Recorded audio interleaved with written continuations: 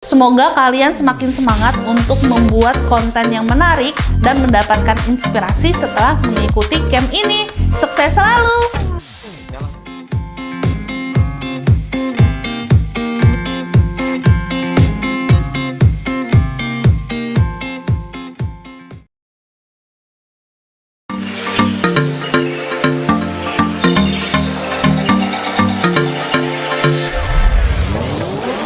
Halo, saya Raditya Dika. Selamat mengikuti Creator Camp. Semoga kalian makin sukses dan mendapatkan inspirasi setelah mengikuti camp ini. Dan terus semangat membuat konten yang menarik. Halo, aku Jessica Jen. Selamat mengikuti Creator Camp. Semoga apa yang mau disampaikan hari ini dapat dicerna dengan baik. Dan semoga kalian bisa makin kreatif, bisa makin semangat. Bye-bye! Halo, saya Sari dari Separuh Aku Lemah. Selamat mengikuti Creator Camp. Semoga kalian semakin semangat untuk membuat konten yang menarik dan mendapatkan inspirasi setelah mengikuti camp ini. Sukses selalu! Nyala. Oke, halo semuanya, aku Hansol ya, dari Korea Reomit. Pertama-tama aku ingin mengucapkan selamat mengikuti Creator Camp. Aku dengar katanya banyak banget youtuber-youtuber yang ikutan Creator Camp kali ini. Aku berharap melalui sesi kali ini teman-teman yang ada di sini bisa menjadi lebih berkembang lagi, video-video yang dihasilkan bisa lebih menarik lagi dan bisa menarik lebih banyak perhatian dari orang-orang, dan juga channelnya juga berkembang, dan siapa tahu nanti mulai dapat endorse. Mungkin sedikit semangat yang bisa tak berikan. Aku sendiri dulu untuk menjadi YouTuber itu lama banget. Aku sebenarnya udah jadi YouTuber selama 5 tahun, dan aku untuk jadi 100.000 aja makan 1 tahun. Dan aku yakin banyak banget di antara teman-teman yang di sini bisa lebih cepat atau bahkan gak ada yang lebih cepat daripada aku. Jadi semangat, tak dukung, semoga lebih sukses lagi dan juga sehat selalu dalam kondisi kayak gini. Sekali lagi selamat mengikuti Creator Camp.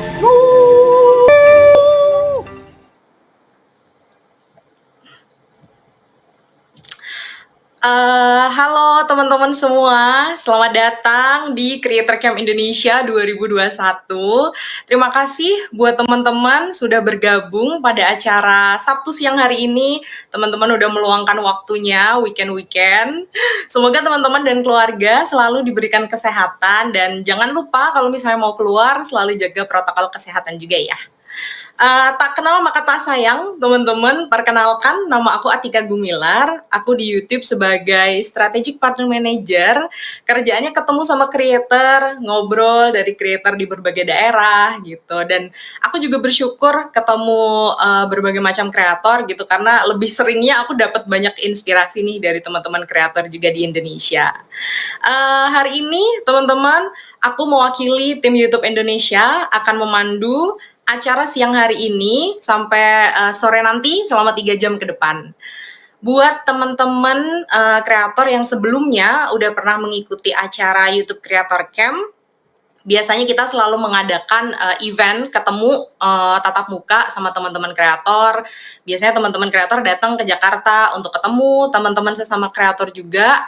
Lalu biasanya tim YouTube Indonesia juga akan kasih update tahunan, 1 tahun sekali, entah itu update produk, update policy atau kebijakan, ataupun sekedar sharing-sharing session aja sama teman-teman kreator.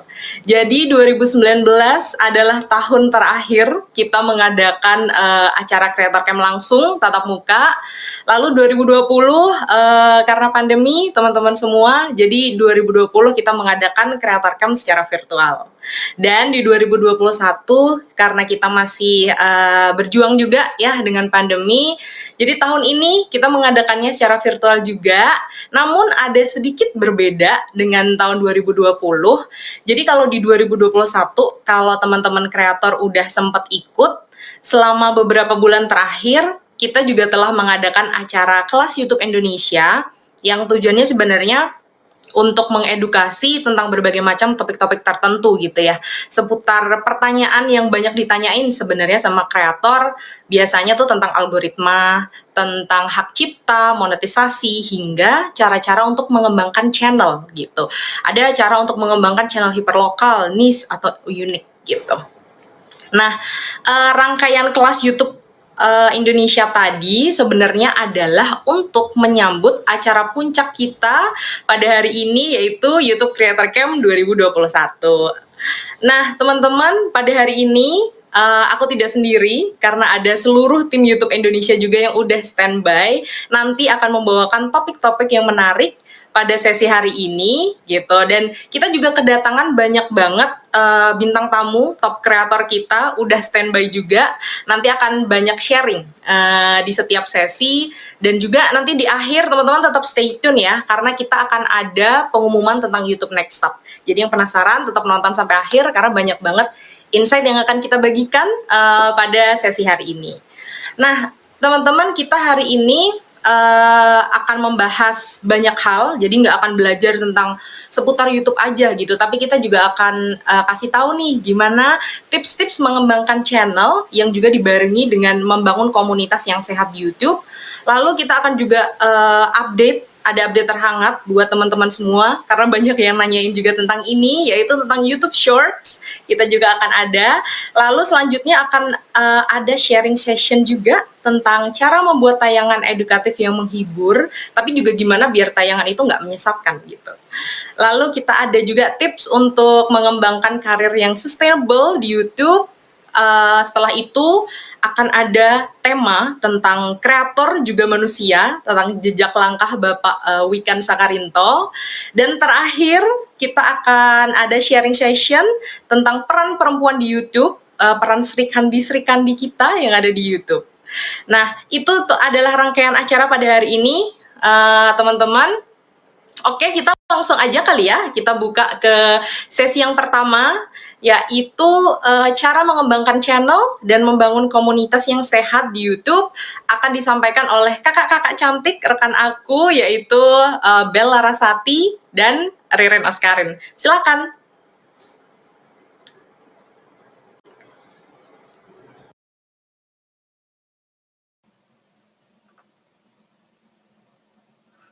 Halo teman-teman kreator semuanya, selamat siang.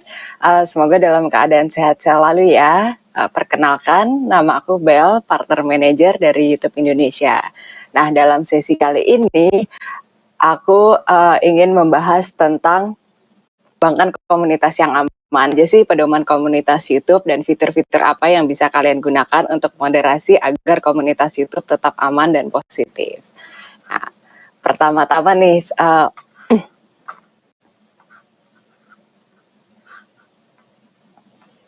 sebentar. Nah, pedoman komunitas dulu deh. Pedoman komunitas itu di YouTube. Pedoman komunitas itu adalah pedoman-pedoman yang dirancang untuk memastikan komunitas tetap terlindungi, mengemukakan hal-hal yang diizinkan dan tidak diizinkan di YouTube, dan berlaku bagi semua jenis konten di platform YouTube termasuk video, link, komentar, dan thumbnail. Nah, apa aja sih yang termasuk dalam kebijakan pedoman komunitas? Ya, kita bisa lihat di sini ya, ada banyak banget nih kebijakan komunitas yang ada di YouTube, baik yang diizinkan maupun yang diizinkan. Beberapa hal seperti terkait konten seksual, terus ada konten yang berbahaya, kebencian, hak cipta, kebijakan tambahan, dan masih banyak lagi yang nantinya beberapa akan aku bahas lebih detail. Nah, sebagai info juga nih, YouTube bergantung pada kombinasi antara manusia dan teknologi untuk menandai konten yang tidak pantas dan juga untuk penegakan pedoman ini. Jadi semoga teman-teman kreator nih kurang lebih sedikit semoga udah cukup familiar ya dengan kebijakan pedoman yang terdaftar, karena pedoman komunitas ini penting banget nih. Seberapa penting sih pedoman komunitas ini? Aku lanjut. Nah, ini nih penting banget karena efeknya apa bila teman-teman tidak mengikuti pedoman yang ada di atas. Pertama, kamu akan mendapatkan peringatan untuk pelanggaran pertama. Nah, jika terjadi pelanggaran lain, akan ada satu teguran di mana kamu tidak dapat memposting apapun, baik itu video, thumbnail, atau apapun selama 1 minggu. Nah, kalau menerima teguran yang kedua dalam waktu 90 hari, kamu tidak dapat memposting apapun selama 2 minggu. Nah, ini jangan sampai nih, tapi kalau teman-teman menerima teguran ketiga dalam kurun waktu 90 hari dari teguran yang pertama, maka akun kamu akan dihentikan dan tidak bisa dapat digunakan. Jadi harus hati-hati ya teman-teman ya. Nah, bedanya apa sih pedoman komunitas dan pedoman-pedoman yang lain? Pertama, di YouTube sendiri ada banyak banget nih kebijakan dan pedoman-pedoman yang harus diikuti, bukan hanya pedoman komunitas saja. Jadi ada banyak macam-macam, salah satunya adalah pedoman komunitas. Nah, pedoman komunitas ini menentukan konten apa aja yang diizinkan di YouTube, tapi juga terdapat proses dan kebijakan terpisah dari pedoman komunitas seperti pedoman hak cipta dan juga monetisasi. Gampangnya gini nih, jika teman-teman kreator di sini hanya ingin memposting video di YouTube, penting untuk memahami dan mengikuti pedoman komunitas YouTube juga undang-undang hak cipta. Ini dua penting. Tapi kalau misalnya teman-teman kreator di sini udah bisa monetisasi iklan dan juga udah ada memiliki AdSense, kalian harus memahami dan mengikuti program partner YouTube atau yang biasa kita sebut YPP dan juga ada pedoman monetisasi. Jadi ada dua kebijakan yang kalian harus ikuti dan patuhi di luar dari komunitas dan undang-undang hak cipta gitu. Nah, untuk monetisasi sendiri adalah konten apa saja yang cocok untuk mengiklan. Jadi gampangnya kalau kalian hanya untuk upload video di YouTube ada dua yang harus diikuti, tapi kalau misalnya teman-teman di sini udah bisa monetisasi iklan ada 4 yang harus diikuti gitu. Nah, aku akan ngebahas sedikit nih beberapa kebijakan pedoman yang sering ditanyain dan juga paling penting juga. Pertama ada child safety atau pedoman tentang konten-konten terkait anak-anak di bawah umur. Ini paling sering ditanyain dan juga paling sangat penting, salah satu ya, paling sangat penting yang ada di YouTube. Pertama sih pasti postingan murni yang menampilkan anak-anak pastinya diizinin ya. Cuma balik lagi tergantung dan aktivitas videonya masing-masing. Apakah di dalam tersebut ada unsur anak-anak di bawah umur yang sifatnya provokatif, membahayakan kondisi fisik maupun kondisi emosional anak, juga ada pelecehan atau melibatkan anak di bawah umur, ada pemaksaan dan menjurus ke arah seksual atau tantangan-tantangan yang berbahaya, itu pastinya sangat dilarang oleh YouTube. Jadi harus hati-hati nih, konteks videonya itu sangat penting. Nah, pertanyaannya yang paling sering teman-teman kreator tanyain, bolehkah membuat video lelucon yang menampilkan anak-anak? Nah, balik lagi ya ke konteks tadi yang sangat penting. Boleh asal lelucon tidak menyebabkan tekanan emosional bagi anak di bawah umur dan tidak ada pemaksaan atau kekerasan gitu. Nah, aku lanjut juga untuk kedua kebijakan yang sangat penting juga di YouTube, yaitu terkait konten sex and nudity atau konten pornografi. Nah, konten pornografi yang tujuannya untuk memberi kepuasan seksual sangat tidak diizinkan di YouTube ya. Ingat, tidak diizinkan. Tapi ada batasan-batasan tertentu nih di YouTube yang bisa diizinkan. Contohnya apa aja sih? Nah, YouTube itu mengizinkan konten dengan unsur ketelanjangan jika tujuan utamanya adalah edukasi, ilmiah, dokumenter, atau bersifat artistik. Tapi selama di dalam konteks video itu dilakukan dengan cara yang pantas dan memberikan batasan usia pada konten tersebut. Itu balik lagi ya ke konteks video masing-masing. Pastikan juga video dan detail videonya seperti kayak tag judul, deskripsi, dan lain-lain sesuai dengan maksud yang ingin disampaikan. Gitu. Aku lanjut ke konten hate and speech. Ini juga paling sering ditanyakan dan paling penting juga. YouTube tidak mengizinkan konten yang mendorong kekerasan dan kebencian atau kebencian terhadap individu maupun kelompok juga berdasarkan atribut. Misalnya, tapi tidak bisa di luar dari ini, tidak terbatas pada usia, ras, jenis kelamin, gender, agama. Jadi SARA ya. Kebijakan tentang kebencian sendiri juga dapat berupa ujaran, teks, maupun gambar. Gitu. Ingat ya, konteks dalam video berperan sangat penting. Contoh nih, misalnya stereotip atau penghinaan, pelanggaran kebijakan tentang kebencian itu boleh atau enggak sih? Nah, contoh nih, kalau ada video bentuknya dokumenter, tapi menampilkan wawancara orang-orang yang menggunakan ujaran kebencian terhadap suatu kelompok agama. Mesti videonya bersifatnya dokumenter, tapi videonya ini fokus banget nih pada kekerasan terhadap kelompok-kelompok agama, dan pada akhirnya di video itu setuju bahwa perilaku kekerasan itu pantas dilakukan. Nah, ini walaupun videonya konteksnya edukatif atau bersifat dokumenter, tapi isi videonya lebih fokus terhadap mendorong kekerasan dan kebencian terhadap suatu kelompok agama sehingga menjadi pelanggaran. Jadi ini tidak diizinkan oleh YouTube. Nah, ada terakhir juga terkait kebijakan soal spam, scam atau praktik penipuan. Nah, ini juga nih sangat penting banget untuk teman-teman kreator ketahui. Misalnya nih, spam, scam, dan praktik penipuan ini tujuannya menyesatkan dan tujuannya untuk menipu orang lain, misalnya untuk menuju ke situs lain atau meningkatkan metrik engagement kalian, kayak misalnya meningkatkan views, watch time, dan lain-lain, tapi dengan cara menipu. Itu pastinya nggak boleh ya. Jadi apa aja sih yang termasuk konten berisi spam? Nah, konten yang diposting secara berlebihan, berulang, tidak ditargetkan, atau menjanjikan pengguna mereka akan melihat sesuatu, tapi justru mengarahkan mereka keluar situs, itu tidak diizinkan dan masuk sebagai konten yang bersifat spam. Contoh paling sering ditemuin nih sama teman-teman pasti ya di YouTube adalah video dan deskripsi yang menjanjikan film panjang berdurasi penuh, tapi kalau diklik hanya memberikan link keluar YouTube. Nah, konten berisi spam mencangkup isi video serta metadata ya. Komentar juga dapat dianggap sebagai spam. Nah, contoh nih, komentar berulang yang tidak perlu dan dirancang untuk membanjiri video atau channel lain itu pasti dianggap juga sebagai spam gitu. Nah, itu ada beberapa contoh kebijakan pedoman komunitas yang ada di YouTube. Tapi untuk lebih lanjut, kamu juga bisa cek semuanya di YouTube Help ya. Jadi pastiin teman-teman kreator di sini sebelum upload video udah tahu nih kebijakan pedoman komunitas apa yang ada di YouTube agar videonya aman dan channelnya juga aman, nggak kena teguran dari YouTube gitu. Nah, aku lanjut sedikit tentang cara mengembangkan komunitas yang positif di YouTube. Nah, kalau tadi kan lebih ke kebijakan apa nih dari tim YouTube untuk membangun komunitas yang aman dan melindungi komunitas yang ada di YouTube. Tapi kalau dari segi teman-teman nih, teman-teman kreator, apa sih yang bisa dilakukan untuk mengembangkan channel yang positif di channelnya teman-teman sendiri? Nah, ingat ya satu hal. Pertama, teman-teman kreator harus fokus ke komentar-komentar yang positif dan juga konten-konten yang positif. Jangan tuangkan ke energi yang negatif, tapi usahakan untuk membangun komunitas yang aman dan sehat gitu. Nah, terkait konten positif, fitur-fitur apa sih yang teman-teman kreator bisa gunain dan lakuin untuk mengembangkan komunitas? Pertama ada fitur manajemen. Jadi fitur manajemen itu bisa seperti membalas komen, memasang pin, memberikan hati pada komentar yang positif.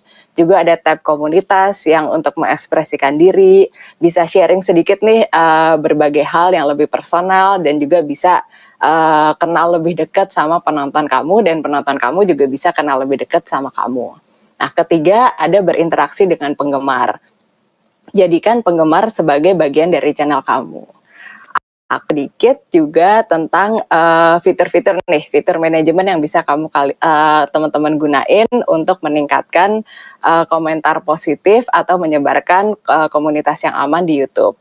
Nah, fitur-fiturnya pertama yaitu tadi yang aku sempat share, memasang pin ke komen yang emang positif dan yang kamu sukai. Jadi kalau orang nonton video kamu, terus pas scroll ke bawah lihat komen, ada video ada komen yang positif, jadi suasananya jadi adem gitu. Bisa juga mewarnai nama pengguna dan juga memberikan icon hati ke komentar-komentar yang positif yang kamu sukai. Nah, kalau tadi komentar positif, apa sih yang harus kamu lakukan untuk mengatasi komentar negatif atau komentar kebencian? Kamu dapat memblokir pengguna, menghapus komentar, dan juga memoderasi bagian komentar. Nah, kedua, pikirkan juga cara tepat untuk merespon atau tidak merespon. Terakhir, ini paling penting banget, harus diingat bangun ketahanan emosional. Jangan sampai komentar buruk mempengaruhi kepercayaan diri teman-teman ya. Nah, untuk fitur manajemen sendiri yang bisa kalian gunakan untuk mengurangi atau mengatasi komentar negatif, ada beberapa hal nih yang bisa kalian lakukan. Pertama, seperti melaporkan spam atau penyalahgunaan, blokir kata, menghapus komentar, dan menambahkan moderator. Nah, bagaimana sih menambahkan moderator dan fungsinya apa? Siapapun yang memiliki channel dan mendapatkan akses moderator dari kamu dapat membantu menghapus komentar negatif. Nah, kalau untuk moderator otomatis sendiri, itu adalah di mana YouTube dapat menahan komentar yang berpotensi tidak pantas untuk ditinjau kembali. Jadi kamu bisa memanfaatkan fitur-fitur ini untuk mengatasi komentar-komentar negatif dan menjaga channel YouTube kamu agar tetap aman dan selalu positif. Gitu. Nah, terkait untuk cara merespon.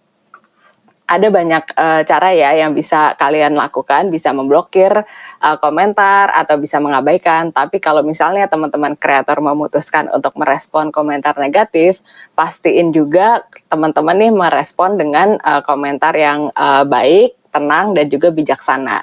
Jangan sampai malah jadi menambah masalah dan membuat teman-teman kreator ini stres. Nah, kalau misalnya memang komentar negatif itu malah membuat teman-teman menjadi down atau patah semangat dan hilang percaya diri, lebih baik untuk mengabaikan dan tidak membalas komentar tersebut. Ketiga, bangun ketahanan emosional. Nah, ini juga penting banget nih. Bersiap untuk menerima komentar negatif. Nah, langkah awal menjadi lebih kuat secara emosional adalah menerima. Sangat wajar dan normal apabila kamu misalnya merasa sedih atau kecewa, tapi juga jangan sampai berlarut-larut ya. Bedakan juga kebencian dan kritik. Jadikan komentar kritik sebagai masukan untuk lebih baik lagi.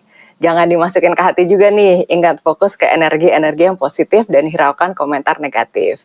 Apabila kamu misalnya merasa stres, menanti komentar-komentar netizen setelah upload video, ada baiknya kamu mencoba digital detox atau meluangkan beberapa waktu untuk jauh dari media sosial dan fokus ke aktivitas-aktivitas yang tidak mengganggu kamu gitu. Jadi jangan langsung abis upload video langsung buru-buru cek komentar gitu. Lebih baik ditinggalkan dan kamu bisa fokuskan energi kamu ke hal-hal yang lain yang lebih positif. Nah, ini ada satu tips juga nih dari kreator yang juga pastinya kalian udah cukup tahu. Untuk lebih erat dan membangun komunitas yang positif, kamu juga bisa menceritakan perasaan-perasaan kamu ke penonton agar mereka lebih mengerti dan sama-sama bisa membangun komunitas yang sehat di channel kamu. Gitu. Nah, terakhir, ini penting banget dan ini aku harap teman-teman kreator dapat melakukan ya. Dapatkan dukungan dari keluarga, teman, dan juga kalau ada kesempatan ngobrol-ngobrol juga dan kenalan dengan para kreator lainnya untuk saling bertukar pikiran atau saling cerita. Bertemu juga dengan penonton kamu atau penggemar kamu kalau memungkinkan, dan jaga hubungan dalam kehidupan kamu.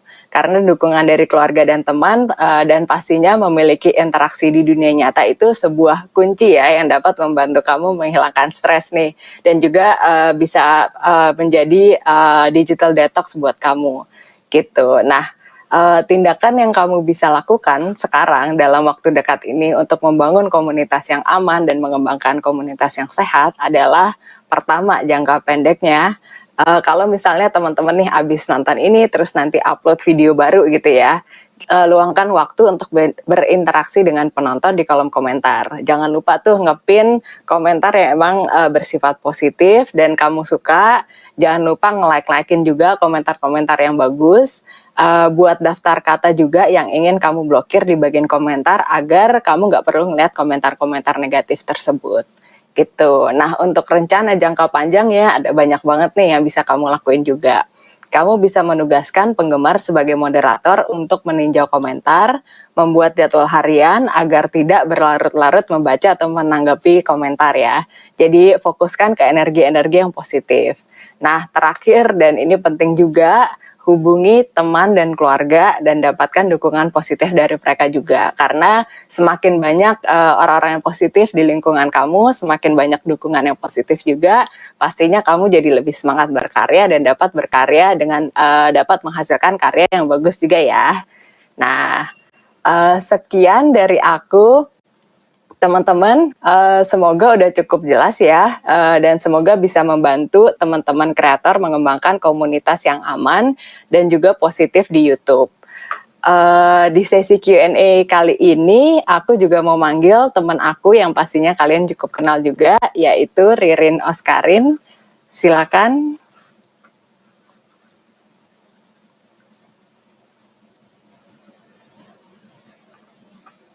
Halo, selamat siang teman-teman. Terima kasih banget sudah mau ngikut acara Creator Camp. Kalau nggak salah nih sekarang kita ada sekitar nyaris 1.000 orang yang nonton. Jadi terima kasih udah meluangkan waktunya. Semoga sehat selalu ya. Gimana nih tadi Bel udah memberikan banyak informasi. Gimana Bel? Kayak menurut kamu kenapa sih kita akhirnya hari ini sharing mengenai pedoman komunitas ini sih Bel. Mungkin Bel juga mau share juga kenapa sih kita memilih topik ini gitu. Iya, karena memang banyak banget ya teman-teman kreator yang juga suka nanya ini di YouTube Help atau di partner manager. Biasanya kok video ini di take down sih, padahal nggak kenapa-napa. Nah, penting banget nih teman-teman kreator sebelum upload video untuk baca-baca dulu. Jangan sampai nanti pas udah upload video ternyata, oh iya ya, video ini nggak pantas dan tidak diizinkan oleh YouTube dan berujung jadi di take down, atau jangan sampai berujung akunnya malah dihentikan. Jadi pastiin teman-teman juga udah tahu setiap pedoman ini karena ada banyak banget kebijakan-kebijakan yang ada di YouTube, dan juga dengan kebijakan ini kita harap dapat membangun komunitas yang lebih aman di YouTube sendiri. Bener banget, dan terima kasih ya Bel udah memberikan informasi. Semoga teman-teman yang nonton juga saya udah jadi lebih ngerti ya mengenai pedomannya kita. Dan sebenarnya pedoman kita juga ada di halaman bantuan kita juga ya Bel ya, di YouTube. Iya, betul. Bantuan. Jadi teman-teman bisa baca.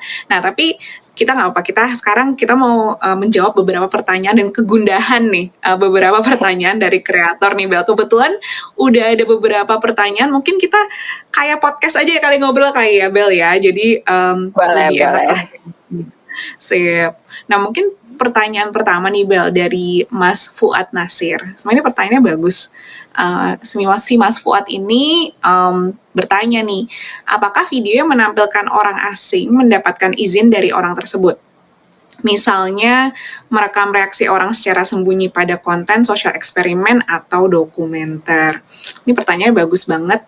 Tadi kita mungkin belum sempat ngebahas sedikit ya, cuman karena ini juga masuk ke pedoman konten kita juga ya sebenarnya. Mungkin kita rada sedikit bahas sedikit.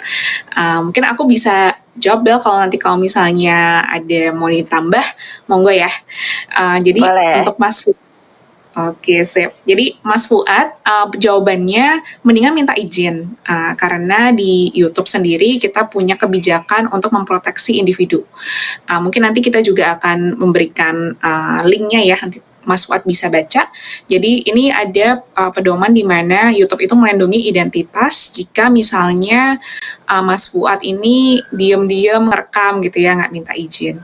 Tapi memang kebanyakan beberapa top kreator yang memang kita biasanya bantu ya, atau yang biasanya share ke kita juga, kalau mereka bikin prank atau misalnya challenge atau bikin vlog gitu, biasanya mereka akan minta izin ke orangnya supaya mereka bisa masuk dan mereka nggak apa-apa untuk masuk di videonya. Nah, kalau misalnya nih kebetulan Mas Fuad nggak ngizin nih, misalnya tiba-tiba ngerekam Babel gitu ya, terus Bel bisa lapor ke YouTube kayak, saya udah coba email, saya coba kontak Mas Fuad, kok nggak dibales ya gitu. Mungkin tidak ada niat baik misalnya untuk diedit atau misalnya di-trim videonya. Nanti Bel bisa melayangkan komplainnya melalui YouTube, bisa melalui chat support, bisa melalui Twitter @tim YouTube, sama bisa melalui forum komunitas juga, nanti akan diproses secara legalitas. Kalau memang ternyata sudah ada barang buktinya, Bel ngontak tapi nggak ada jawaban. Jadi takutnya nanti kena teguran. Dan buat teman-teman nih, hati-hati ya kalau sudah dapat teguran sekali gitu, kita kasih taunya sebagai peringatan. Cuman kalau misalnya tambah 3 kali lagi, mohon maaf nih kebetulan deh channelnya wassalam hilang gitu, tinggal jejak URL linknya. Jangan sampai ya, jangan sampai terjadi ya. Harus hati-hati nih semuanya. Setuju banget. Jadi semoga menjawab ya Mas Fuad ya. Oke, mungkin buat yang kedua deh dari Jidan, untuk konten game itu gimana? Mungkin Bel mau jawab sedikit, nanti aku coba tambah deh. Kalau untuk konten game gimana nih Bel enaknya? Untuk konten game, balik lagi sih, apakah misalnya konten game tersebut ada kayak kekerasan atau apa, apakah benar-benar membahayakan, itu bisa kena teguran. Tapi kalau misalnya masih dalam kondisi game, itu biasanya akan kena bukan di kebijakan pedoman komunitas, tapi lebih ke kayak pedoman yang ada di ad friendly guideline atau pedoman monetisasi gitu. Iya benar, teman-teman setuju. Sama kalau misalnya memang gamenya, kan ada beberapa game tuh Bel yang kayak misalnya terlalu manusia banget ya, kayak mungkin game-game baru tuh aku tuh anaknya nggak main game, anaknya main Ayo Dance doang. Kalau udah Yang visualnya terlalu jelas ya. Iya bener. Nah itu akan kalau misalnya memang kelihatan sebagai manusia atau memang tidak sebagai karakter ya, itu nanti akan biasanya kita akan memberikan polisi dan teguran dan enforcement yang sama. Nah jadi pastikan teman-teman juga ngeliat juga ya penontonnya teman-teman ini siapa sih. Terus kalau misalnya ternyata masih banyak anak-anak muda, masih banyak adik-adik yang nontonin teman-teman sekalian, mungkin ada baiknya untuk berpikir beberapa kali ya. Jadi pastikan nanti teman-teman juga ikutin sesinya Regi, Miao Auk, sama Teguh Sugianto. Nanti pas banget nih Jahit, nanti kamu akan bisa mendengar langsung dari ahlinya. Mereka gimana sih bisa menjaga komunitas yang sehat di channel gaming. Nah, oke mungkin pertanyaan selanjutnya Bel. Tadi aku ada sedikit melihat ada yang nanya kalau mau gimana sih cara ngehandle komen-komen toksik gitu. Mungkin tadi Bel kan juga udah share ya, atau mungkin Bel mau memberikan informasinya lagi nggak Bel? Boleh. Jadi untuk komentar toksik tadi juga sempat dibahas ya. Ada beberapa yang bisa fitur-fitur di YouTube yang kalian bisa gunain. Pertama nih, misalnya teman-teman kreator nih nggak suka dan kesel kalau lihat komentar negatif. Bisa kasih tunjuk seseorang akses di moderasi komentar. Jadi orang itu nanti akan mendapatkan akses untuk moderasi komentar di channel kamu gitu. Jadi mereka dapat bisa menghapus komentar yang buruk-buruk. Jadi teman-teman kreator nggak perlu lihat. Bisa juga moderasi otomatis. Jadi YouTube otomatis akan secara sistem nge-hide komentar-komentar yang negatif dengan kata kunci yang teman-teman pilih juga. Nanti untuk ditinjau kembali apakah komentar ini pantas nggak untuk ditayangkan di YouTube channelnya teman-teman atau enggak gitu. Jadi ada banyak nih fitur-fitur di YouTube channel teman-teman yang bisa kalian gunain untuk menjaga komunitas di YouTube channel teman-teman tetap aman dan juga tetap sehat. Gitu. Sip. Ini banyak banget nih Bel, kebetulan beberapa pertanyaan dari kreator nih mengenai hak cipta. Mungkin teman-teman yang bertanya mengenai hak cipta nanti kita coba jawabin di chat aja ya, karena kan sekarang nih kita ngobrolinnya mengenai pedoman komunitas yang rada sedikit berbeda nih ya Bel ya, dengan Iya, betul. pedoman hak cipta. Jadi mungkin kita memberikan sedikit informasi juga buat teman-teman. Jadi di YouTube kita punya 3 tipe pedoman ya Bel ya. Kita ada pedoman konten yang tadi Bel juga sudah sampaikan. Kita punya pedoman AdSense. Pedoman AdSense ini yang kebetulan ada beberapa yang nanya nih, seperti kalau misalnya kenapa sih saya kena demonetisasi dengan penggunaan konten yang berulang dan sebagainya. Nah itu pedoman AdSense teman-teman, mungkin nanti kalau misalnya kita ada sedikit waktu kita bisa menjawab, cuman teman-teman bisa melihat sebenarnya penjelasannya sudah ada di halaman bantuan AdSense. Yang ketiga, kita punya yang namanya pedoman ramah pengiklan. Nah, pedoman ramah pengiklan ini sebenarnya berbeda dengan konten ya. Sebenarnya kontennya masih bisa jalan, cuman ya mungkin ada beberapa video tidak bisa dimonetisasi aja. Karena kan yang istilahnya ngebayar teman-teman ya, kayak dananya teman-teman dari iklan AdSense ini kan sejujurnya dari pengiklan juga. Jadi beberapa pengiklan mungkin akan enggan untuk beriklan kalau misalnya kontennya tidak sesuai dengan kaidahnya mereka. Nah, terakhir kita punya pedoman hak cipta. Nah, pedoman hak cipta ini sebenarnya kita YouTube sebagai platform untuk membantu melindungi hak cipta dan melindungi konten-konten yang dimiliki oleh pembuat lagu misalnya, atau movie producer, atau siapa aja, mungkin Bel juga punya original konten juga kan ya, misalnya juga kita akan membantu untuk memproteksi kontennya Bel gitu. Nah mungkin teman-teman yang kemarin tuh sebelum sempat ngikutin acara kelas YouTube yang bagian hak cipta, kita saranin, ini nggak apa-apa ya promosi sedikit, untuk nontonin kelas YouTube Indonesia yang nomor 3, itu kita ngebahas hak cipta panjang lebar penggunaan musik. Jadi aku saranin teman-teman subscribe di channel ini, di YouTube Creator Indonesia, terus nonton. Nah, karena kita udah cover itu dan udah ngebahas itu, jadi aku saranin untuk teman-teman langsung aja nonton lagi ya. Nah, mungkin kita selanjutnya nih Bel nih, atau mungkin Bel mau nambahin juga nggak, Bel? Dari aku cukup, balik lagi ke tadi, konteks video itu penting ya, jadi benar-benar harus videonya benar-benar konteksnya harus sesuai dengan apa yang sesuai dengan pedoman-pedoman yang ada, dan juga harus memahami dan mematuhi beberapa kebijakan-kebijakan lainnya yang ada di YouTube di luar dari pedoman komunitas itu sendiri ya, gitu. Sip, bener banget teman-teman. Oh ya, sorry, cut lagi. Ya, enggak kok. Silakan. Oke, nggak ada sih. Cuma ada pertanyaan satu lagi nih Bel. Kita sempat balas juga sih di chat ya. Kak mau tanya, ini YouTube Creator Camp diadakan berapa kali setahun nih? Mungkin Bel mau jawab nih Bel. Aduh, diadakannya kita setahun sekali ya, betul nggak Rin?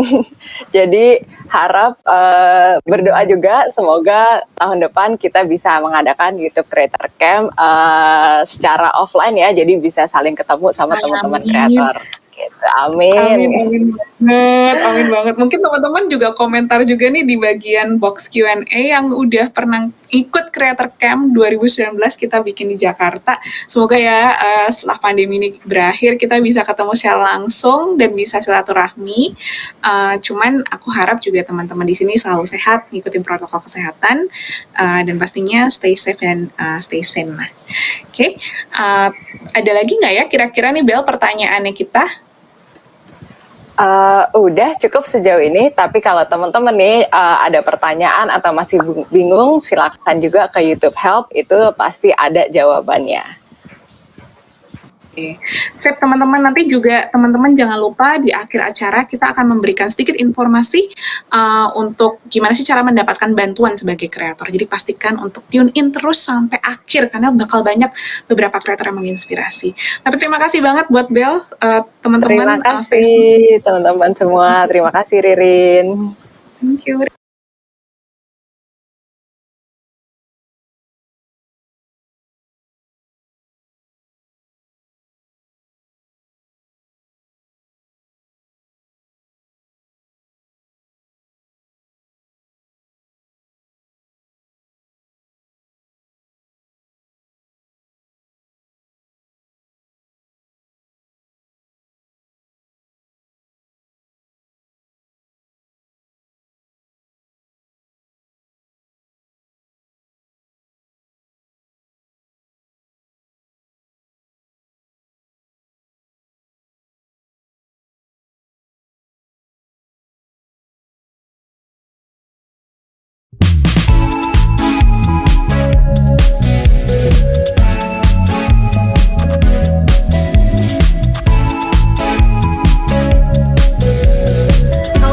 Indonesia, salam kenal. Kami dari tim YouTube Creator Partnership ingin memperkenalkan Creator Development Program di mana untuk kamu, creator-creator yang berpotensi dan berada di atas 100.000 subscriber akan mendapatkan bantuan berupa partner manager selama kurang lebih 6 bulan. Sebagai partner manager, kami akan memberikan bantuan secara mendalam dan terpersonalisasi sesuai dengan keinginan kamu agar kamu dapat meraih kesuksesan di YouTube. Dalam program ini, kami akan membahas tips tentang YouTube, konten, branding, bisnis, dan masih banyak lagi. Kami juga akan mengundang kamu untuk mengikuti workshop dan seminar eksklusif agar kamu dapat bertemu dengan banyak kreator terpilih, dan tentunya kami juga akan mengajarkan banyak materi yang berguna untuk mengembangkan channel kamu. Selain itu, karena program ini resmi dari YouTube dan hanya untuk kreator terpilih, program ini tidak dipungut biaya dan tidak ada kontrak yang dilibatkan dalam kerjasamanya.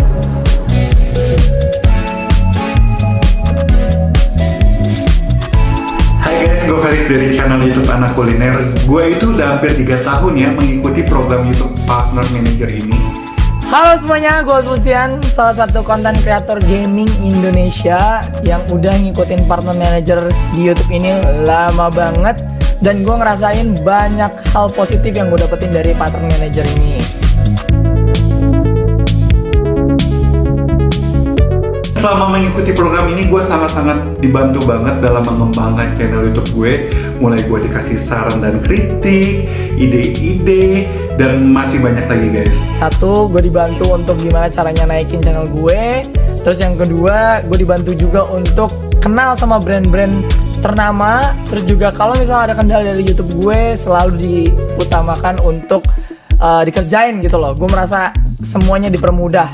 Dan kalau gue lagi ada masalah, gue sangat-sangat dibantu untuk menyelesaikan masalah di channel YouTube gue ini guys. Pokoknya ini sangat-sangat membantu banget deh guys. Kalian harus ikut program ini. Jadi semoga partner manager ini bisa kalian juga ikutin, karena pasti banyak banget ilmu-ilmu yang bakalan kalian dapetin dari partner manager kalian. Thank you.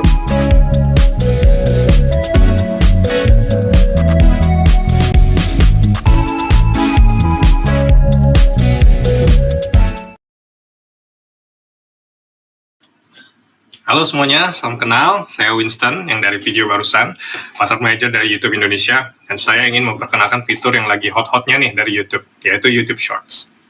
Oke. Ya, salam kenal. Nah, sebenarnya awal-awal kenapa sih kita membuat YouTube Shorts ini ya? Jadi sebenarnya tujuan dari YouTube Shorts ini itu membuka peluang untuk para kreator baru ataupun kreator yang sudah ada untuk berkreasi dengan cara baru. Itu dengan video pendek, singkat, dan tentunya seru ya. Oke. Nah, buat yang belum tahu, YouTube Shorts ini sebenarnya format baru ya dari YouTube, yaitu video yang berdurasi 15-60 detik yang kami harapkan mempunyai narasi yang singkat, menarik, dan tentunya seru. Selain itu juga, selain format yang baru, YouTube Shorts ini juga memudahkan siapapun untuk berkarya di YouTube ya. Jadi syaratnya itu hanya butuh HP, ide, internet, dan tentunya semangat ya. Gitu. Terus selain itu juga video YouTube Short ini juga membuka peluang untuk siapapun untuk berpartisipasi, baik mengikuti tren yang baru atau memulai tren yang baru, atau menjadi bintang di bagian komentar, dan terakhir atau hanya sekedar menikmati konten yang Anda gemari. Oke, nah kalau dari sisi penemuan, jadi ini ada cara baru juga agar video shorts Anda dapat ditemukan atau mencari video shorts tertentu. Yang kalau kita perhatikan, ada 3 bagian utama ya dari tab YouTube Shorts ini. Jadi pertama-tama itu tab Shorts yang sebenarnya menggantikan tab Explore ya, yang dulunya itu berisi trending dan dengan kategori-kategori tertentu. Nah, sekarang dengan adanya tab Shorts ini, Anda cukup mengklik tab tersebut, nanti bakalan muncul video shorts yang tentunya sesuai dengan minat Anda ya. Yang kalau misalnya ingin di swipe ke video konten lainnya, cukup di swipe up aja. Selain itu juga di menu kedua itu ada beranda dan penelusuran, yang dimana itu homepage sebenarnya. Jadi kalau misalnya Anda lihat di homepage Anda, kalau di scroll sedikit ke bawah, itu harusnya nanti ada pilihan-pilihan shorts yang sesuai dengan minat Anda. Dan terakhir itu halaman channel. Jadi kalau misalnya Anda ingin mencari konten-konten tertentu oleh kreator-kreator yang Anda inginkan, Anda cukup cari saja channelnya. Dan kalau di scroll ke bawah, harusnya ada bagian khusus untuk video-video shorts-nya. Nah, selain itu juga ada beberapa fitur-fitur baru di shorts, yang kalau misalnya Anda buka salah satu video shorts-nya, di kanan bawah itu Anda bisa melihat audionya. Jadi kalau diklik, Anda bisa mencek beberapa video-video tertentu dengan audio yang sama sebagai referensi. Selain itu, kalau Anda ingin mencari konten-konten yang oleh kreator yang sama, Anda bisa klik di bagian kiri bawah, yaitu tombol pivot channel-nya, yang nanti bakal muncul menu yang berisikan video-video oleh kreator yang sama. Dan terakhir adalah hashtag, yang dimana itu biasanya ada di judul atau deskripsi, yang kalau misalnya Anda ingin mencari video dengan hashtag yang sama, contohnya hashtag shorts atau hashtag permission to dance ya, yang kayak kemarin yang oleh BTS, Anda bisa klik saja, atau alternatifnya Anda bisa search hashtag tersebut di search bar.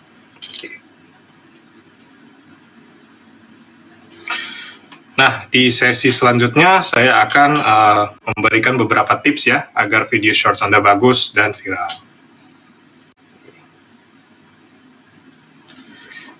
Oke, pertama-tama itu dari segi waktu memposting. Jadi sebenarnya kalau untuk waktunya sendiri tidak ada formula tepatnya ya. Kayak kapan sih harus post berapa kali seminggu atau dalam jam-jam tertentu. Sebenarnya belum ada waktu pastinya ya yang dapat memboosting performa Anda. Cuman intinya itu di tiga tema ini, yaitu pertama itu harus sesuai dengan minat Anda. Jadi kalau misalnya video shorts-nya itu memang sesuai dengan kategori yang Anda sukai atau gemari, maka baru Anda boleh bikin shorts-nya. Terus kedua itu adalah sesuaikan dengan jadwal Anda sendiri gitu. Jadi bisa saja kalau misalnya Anda mempunyai waktu lebih untuk mempost shorts tersebut, misalnya 3 kali seminggu atau bisa aja tiap hari contohnya.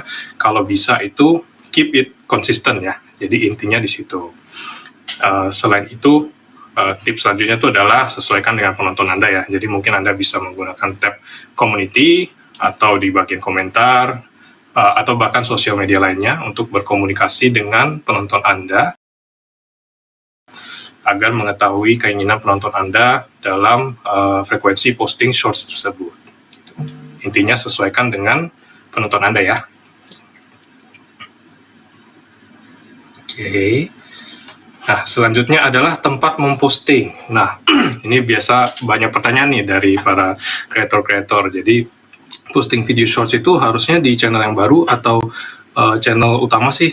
Jadi, sebenarnya, again, tidak ada formula utamanya ya, kayak lebih bagusnya bagaimana. Cuman, masing-masing ada kreator yang sukses dengan cara masing-masing. Jadi, ada yang sukses dengan posting di channel utama, ada juga yang sukses dengan posting di channel yang baru.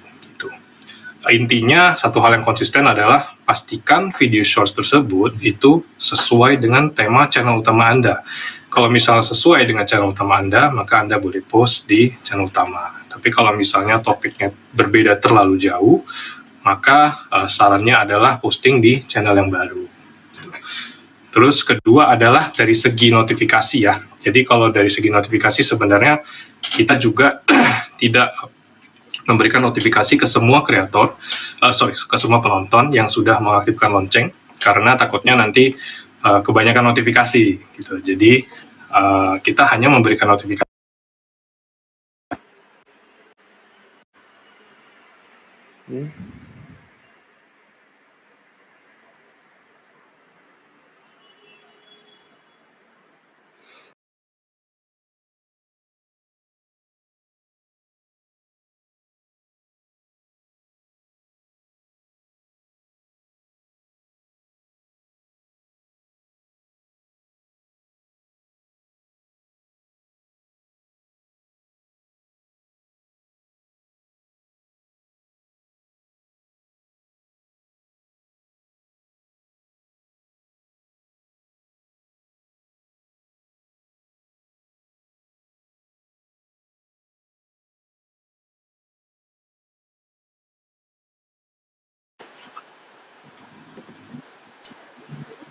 Yes.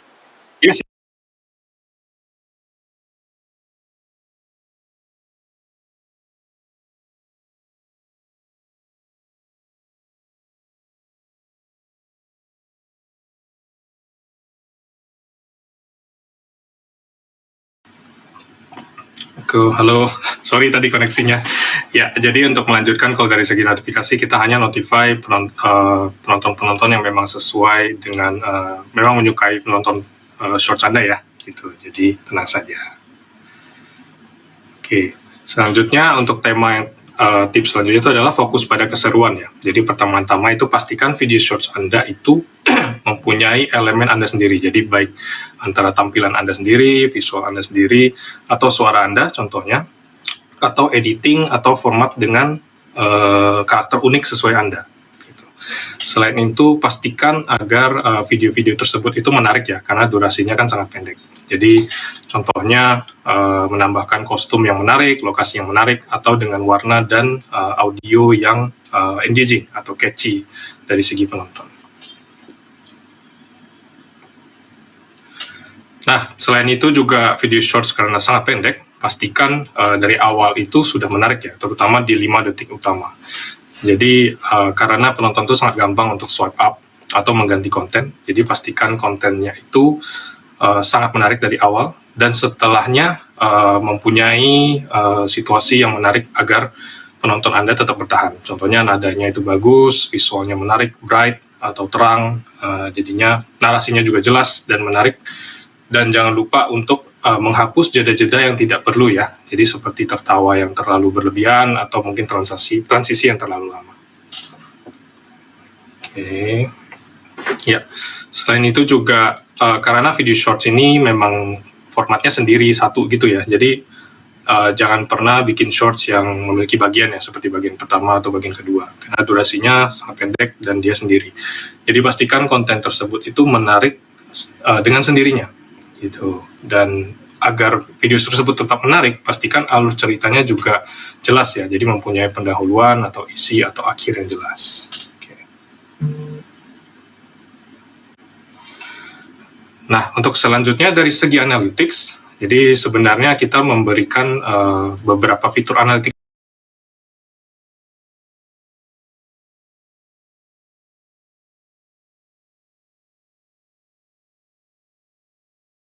yang baru agar penonton dapat terbantu. Jadi kalau Anda perhatikan contoh yang di bagian kiri, itu ada bagian yang bertuliskan shorts. Jadi itu sebenarnya beberapa jenis traffic di YouTube Shorts itu kan awal-awal beranda ya. Jadi kalau beranda itu harusnya ada di fitur cari nanti. Terus kedua kalau misalnya para penonton tuh menonton video shorts Anda dari channel Anda itu sendiri, maka nanti munculnya di bagian channel pages.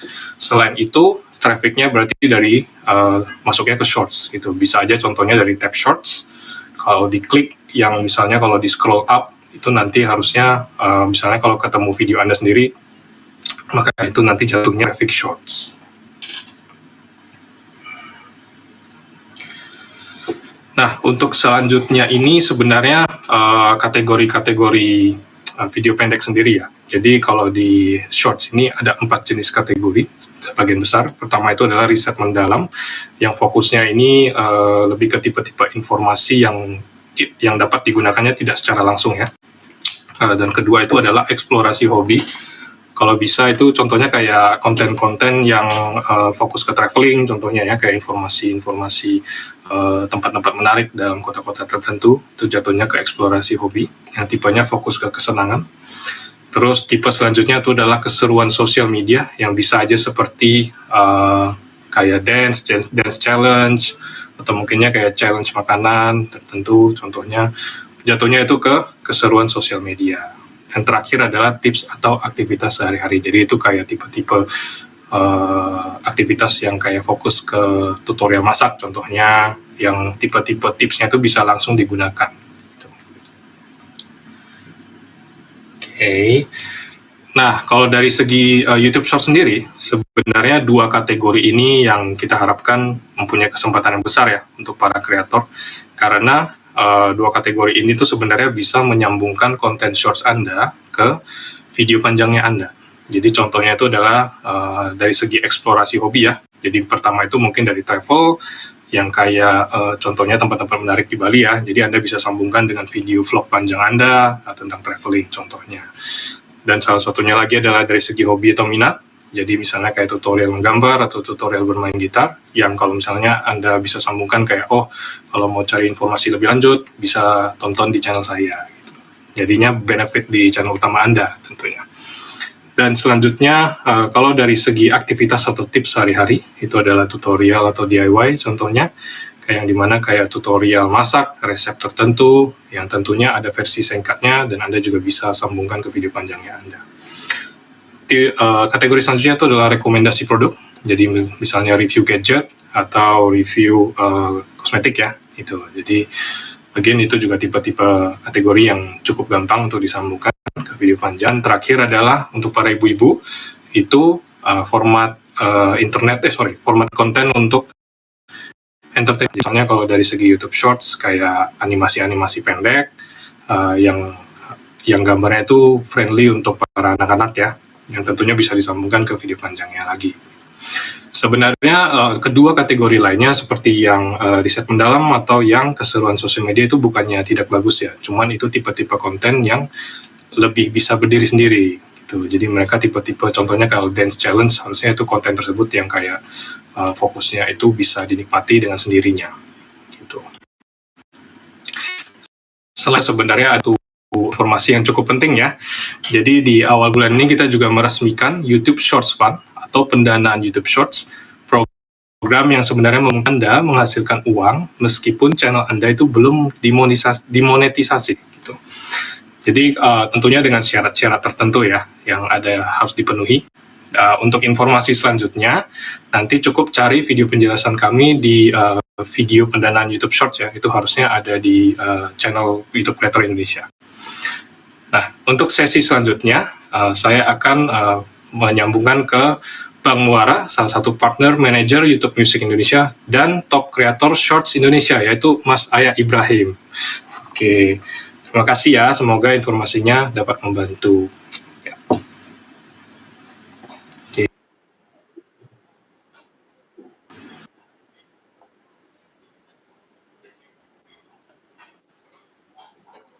Halo, selamat siang semuanya.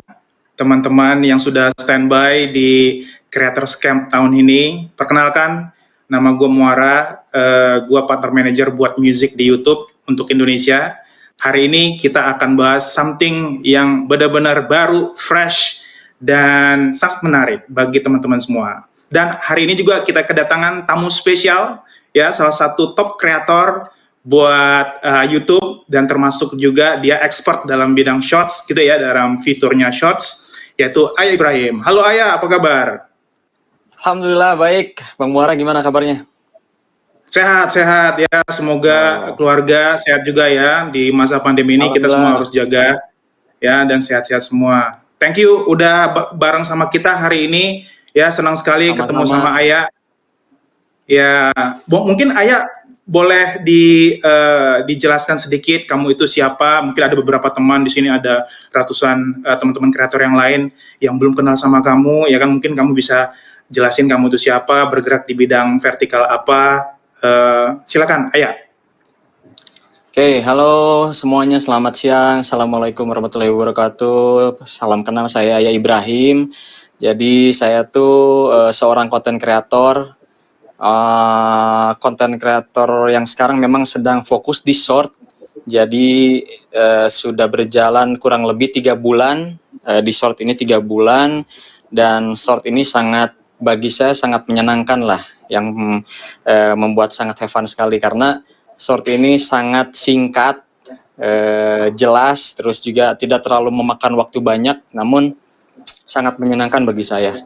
Begitu. Saya seorang content creator yang awalnya beda banget dari yang sebelumnya. Sebelumnya saya punya channel YouTube namanya Aya Ibrahim Channel. Kalau di short nama channelnya Aya Ibrahim Video Pendek.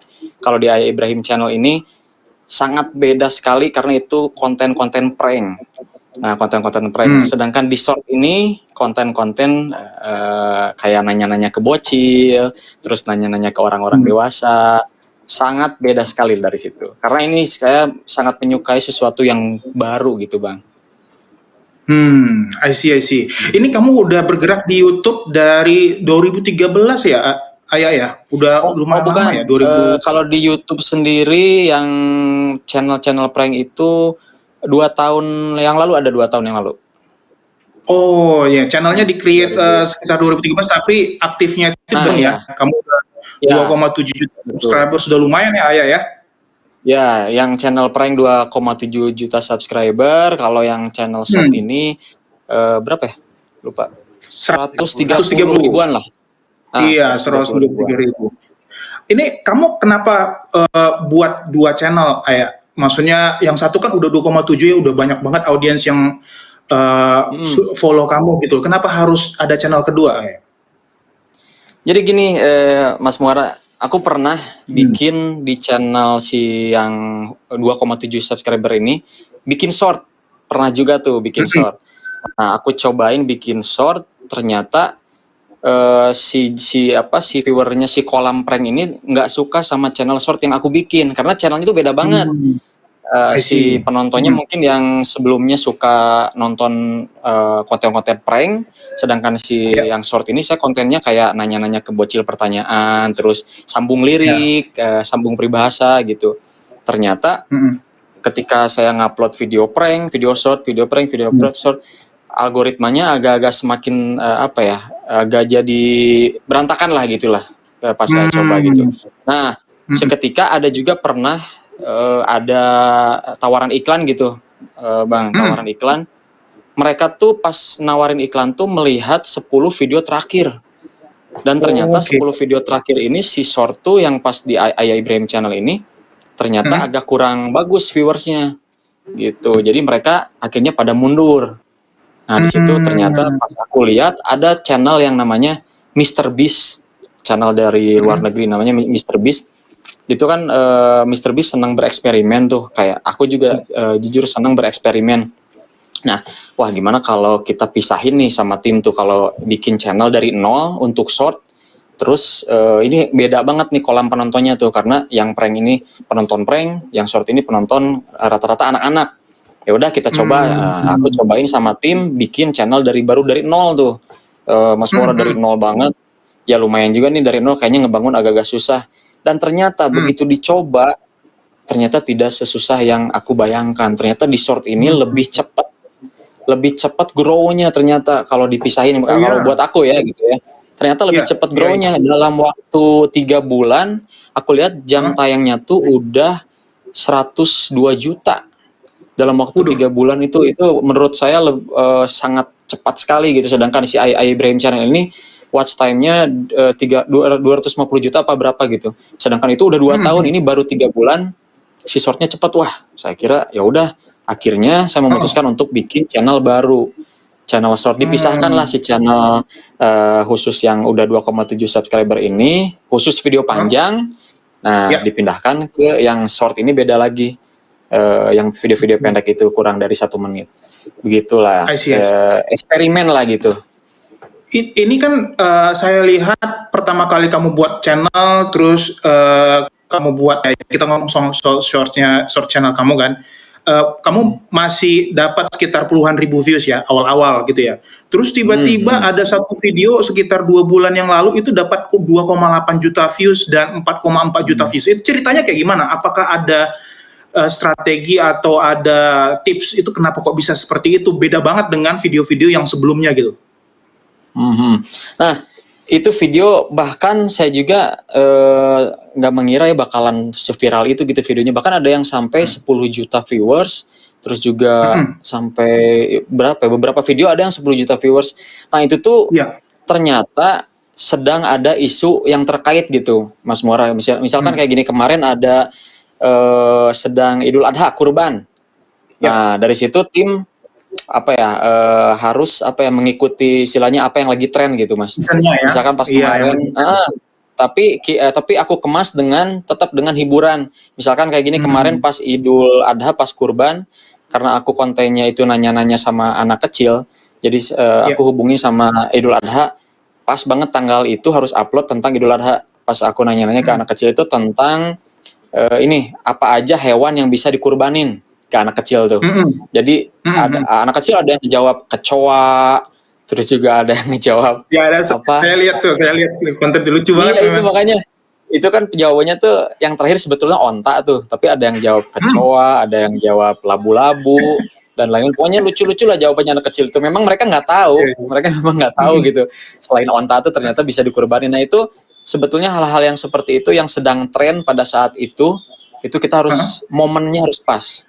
Apa yang sedang tren. Misalkan kayak kemarin lagi PPKM. Kita juga harus tahu nih, wah PPKM nih, apa nih konten yang bagus buat PPKM. Ya udah, aku bikin singkatan buat PPKM. Nah, buat anak-anak, apa anak-anak singkatan PPKM? Tanya satu-satu. Ada yang pergi, pulang, makan, apalah gitu. Pokoknya ngaco-ngaco lah, anak-anak lucu-lucu lah. Tapi di situ ternyata mereka pada suka jawaban anak kecil yang polos itu gitu.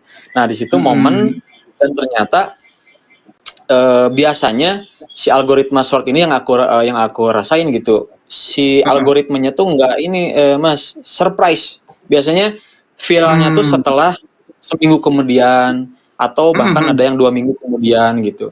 Jadi nggak semuanya pada saat kita upload hari itu, terus hari itu langsung viral, nggak juga. Ternyata ada juga yang telat seminggu kemudian, wah ini video langsung viral, langsung grow-nya tuh cepet banget.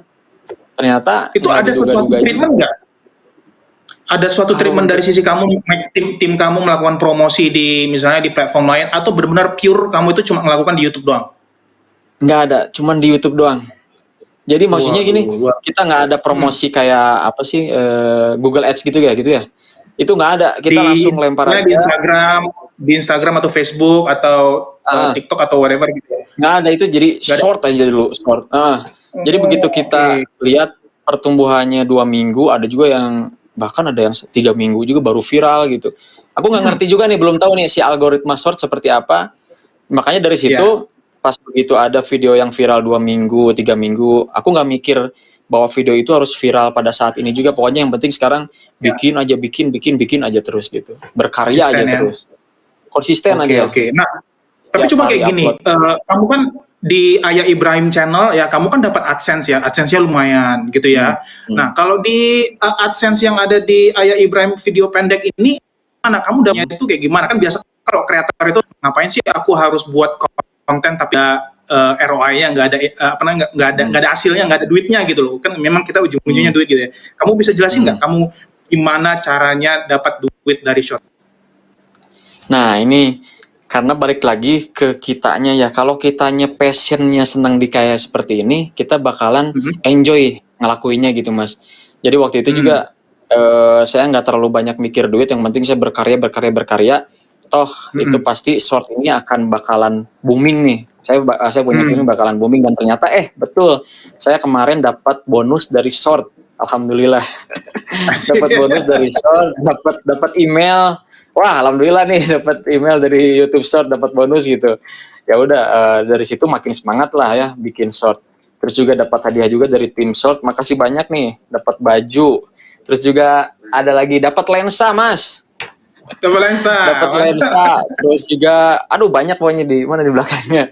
Pokoknya ya itu tadi, kalau kita terus berkarya, mementingkan karya, itu uang akan datang sendirinya lah Mas lah. Gitu. Pokoknya saya kemarin karena view dari feed short itu nggak dihitung ya, nggak dihitung. Jadi nggak ada iklan Mas. Jadi nggak ada iklan, makanya tim YouTube belum ada iklan. Makanya tim YouTube alhamdulillah pas begitu ngasih bonus, alhamdulillah wah ini ya udah makin semangat. Sekarang makin semangat. Setiap hari saya upload di short itu gitu. Yes. Nah, ini kamu ada di kontak dari misalnya kayak gitu nggak? Kayak misalnya untuk endorse untuk pakai short. Saya lihat di sini ada KFC gitu atau yang lain itu endorse semua nggak sih? Ada endorse, ada enggak sih itu. Itu ternyata ada juga ya orang yang ada juga yang enggak, ada juga yang endorse. Ada yang endorse, ada yang enggak. Nah, itu meskipun nggak dapat dari AdSense, dari pengiklan juga ada yang kontak kamu untuk melakukan endorse ya. Betul, dari pengiklan. Memang alhamdulillah sih udah banyak dari yang endorse juga, dan beberapa juga ini juga ada yang mulai lumayan masuk, banyak juga nih. Lumayan ngantri juga makanya. That's good. Oke, ya, thank you udah memberikan beberapa insight. Memang ini waktu saya lihat kedua channel kamu ini memang banyak pertanyaan ya. Mudah-mudahan teman-teman di sini yang standby di live stream ini bisa dapat banyak insight dari Ayah dan kedua channelnya. Yang satu yang besar ya, yang video biasa, yang satu yang shorts, dua-duanya bisa dapat berkah gitu ya. Nah, ini ada beberapa pertanyaan nih ya dari teman-teman yang sudah nge-live stream hari ini gitu, yang udah nongkrongin kita. Ya, kita akan bahas satu-satu, semoga waktunya cukup ya. Nanti akan saya bacakan beberapa pertanyaannya ya. Kalau buat teman-teman di sini, kalau misalnya ada pertanyaan silakan masukin di chat roomnya ya, supaya kita bisa bahas. Mudah-mudahan waktunya cukup. Oke. Nah, pertanyaan pertama ini ya, ada nggak syarat untuk bisa menggunakan fitur short, misalnya 100 subs? Nah, ini mungkin saya bisa jawab. Short itu sudah bisa digunakan bagi semua channel. Jadi kamu channel yang baru mau 0 subscribers ya sampai ribuan atau ratusan subscribers itu juga udah bisa. Silakan dipakai upload seperti biasa. Kalau di handphone itu ada pilihannya ya. Silakan dicoba. Pertanyaan kedua ya, berarti short ini bisa berfungsi semacam spoiler teaser untuk konten utuhnya ya. Nah ini mungkin Ayah bisa jelasin sedikit apakah ada fungsinya si shorts ini yang kamu buat yang channel kedua ini untuk mempromosikan utamanya kamu? Ini bisa digunakan sebagai spoiler atau bisa langsung digunakan sebagai konten utama kalau si short ini. Kalau buat saya sih ini tim YouTube sangat cerdas mengeluarkan short ini karena mempermudah untuk kreator bisa berkarya lebih simpel lagi. Yang pertama simpel, terus dengan ini kalau short itu pakai handphone aja udah jadi mas. Pakai handphone aja gini udah bisa jadi tuh. Walaupun ngeditnya juga di handphone gitu. Nah ini manfaatkan short ini karena ini kan cuman kurang dari 1 menit ya. Si kreator tuh harus berpikir gimana caranya kita harus bisa menghibur atau mungkin berkarya dalam 1 menit. Intinya ini bisa spoiler atau bisa konten utuh, itu tergantung kita mau bikin konten apa. I see. Nah, ini tadi udah ada pertanyaan juga, mungkin yang pertanyaan terakhir kali karena ini udah mau selesai gitu ya. Kira-kira punya buat kamu ya, Ayah ada insights nggak? Maksudnya komentar terakhir bagi teman-teman di sini yang mau start membuat shorts. Silakan Ayah. Jadi buat teman-teman semua, yuk kita manfaatkan short ini karena ketika kita ada ide, jangan banyak mikir, langsung aja bikin karena short ini sangat mudah, sangat simple, langsung kita bikin ketika kita ada ide konten karena lebih baik kita sekali action daripada kita 1000 kali berpikir. Itu aja sih mas. Mantap, action dulu, baru berpikirnya belakangan. Action dulu aja. Action dulu aja lah, jangan banyak mikir lah. Oke, that's good. Again, terima kasih buat teman-teman ya. Semua pertanyaannya nanti akan kita usahakan partner manajernya akan reach out ke kalian masing-masing. Ya, kita tahu nih waktunya sangat terbatas, tapi mudah-mudahan pertanyaan-pertanyaan burning dari kalian stay tune ya, akan berusaha secara personal datang ke kalian untuk menjelaskan. Oke, sekali lagi Ayah, thank you. This is really good. Karya kamu teruskan, semoga menjadi sukses dan makin menjadi berkah buat kamu dan keluarga. Thank you. Amin. Ya, Ayah, sehat selalu buat teman-teman juga. Semuanya. Kembali.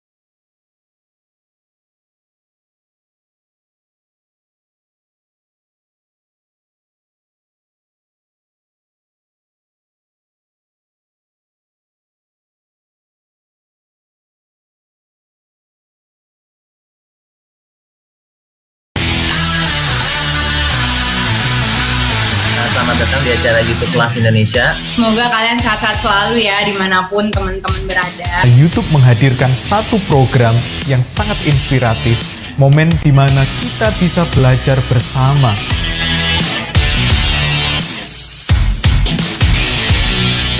Kita membuat acara ini supaya teman-teman juga mungkin lebih banyak mendapatkan edukasi, mendapatkan support, mendapatkan cinta dari YouTube ya pastinya. Antara idealisme kita dengan Mendapatkan kemauan cinta dari penonton. YouTube ya pastinya. Antara idealisme kita dengan kemauan baru ya, penonton. ini bisa mencoba mengikuti tiga poin paling penting, teman yang baru ya, dan dirangkau. Coba mengikuti 3 poin paling penting yang harus diingat dan dipantau. Halo semuanya, apa kabar? Cari reward apa yang scalable buat teman-teman. Halo semuanya, apa kabar? Cari reward apa yang scalable buat teman-teman. Untuk action, karena biasanya dari orang yang aware mungkin lebih sedikit yang action mulai berpikir. Biasanya dari orang yang aware mungkin lebih sedikit yang benar-benar kemudian mulai berpikir untuk terus bikin komunitas yang positif, bikinlah konten-konten yang positif supaya nanti terus bikin komunitas yang positif, bikinlah konten-konten yang positif supaya nanti impactnya juga positif. Oke, jadi hari ini kita pengen tahu sedikit lebih banyak tentang hak kita. Jadi hari ini kita pengen tahu sedikit lebih banyak tentang hak kita dan supaya kalian bisa menghindari masalah hak cipta dan kalau misalnya kalian menghadapi masalah hak cipta, menghindari masalah hak cipta dan kalau misalnya kalian menghadapi masalah hak cipta, kalian tahu gimana cara mengatasinya. Ini untuk cerita-cerita di dalamnya, kisahnya dan segala macam itu dekatnya ada di sana. Ini untuk cerita-cerita di dalamnya, kisahnya dan segala macam itu dekatnya ada di sana.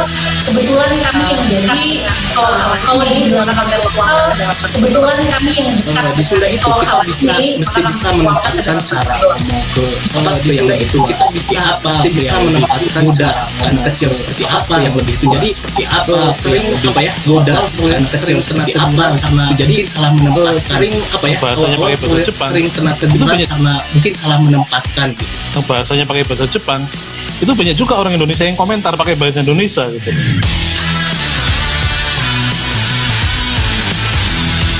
Memahami kira-kira penonton itu sukanya apa, nggak sukanya apa. Jangan clickbait, terus jangan maksain bercanda. Itu poin penting banget. Jadi saya meriset dulu, oke, konten pertanyaan itu seperti apa sih? Oh, nggak ada yang menonton. Kenapa nggak ada menonton? Orang akan lebih mudah untuk menemukan konten kita kalau kita nggak campur-campur, justru jelas. Dia tahu settingan-settingan YouTube itu seperti apa dan itu bisa ngebooster video yang kita punya kayak gitu. Yang aku punya pun juga memang benar-benar menceritakan tentang kehidupan aku gitu. Kita kan nih kalau brand butuh nih buat YouTuber yang di atas 300 subscriber, jadinya yang cewek ya, itu benar-benar sedikit banget.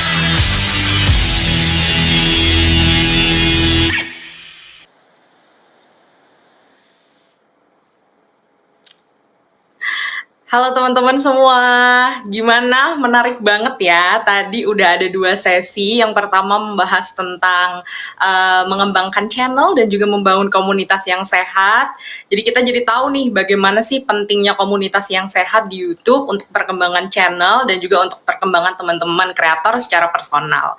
Tadi juga kita udah bahas tentang shorts. Jadi buat teman-teman yang masih penasaran, masih belum kejawab, nanti akan di-reply komennya di website dan juga boleh teman-teman buka halaman komunitas. Di sana ada update terbaru tentang shorts. Lalu teman-teman juga bisa subscribe untuk di YouTube Kreator Indonesia karena udah ada penjelasan dalam bahasa Indonesia tentang shorts fun juga.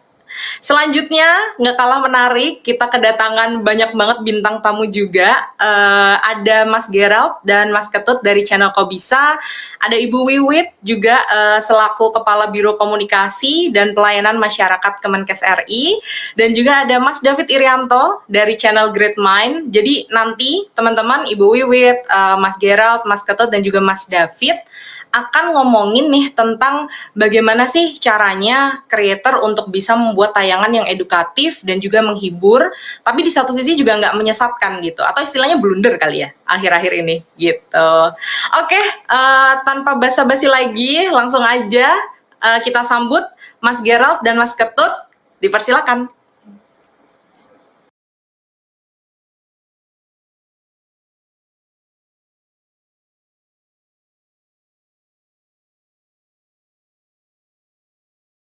Selamat datang di YouTube Indonesia Creator Camp.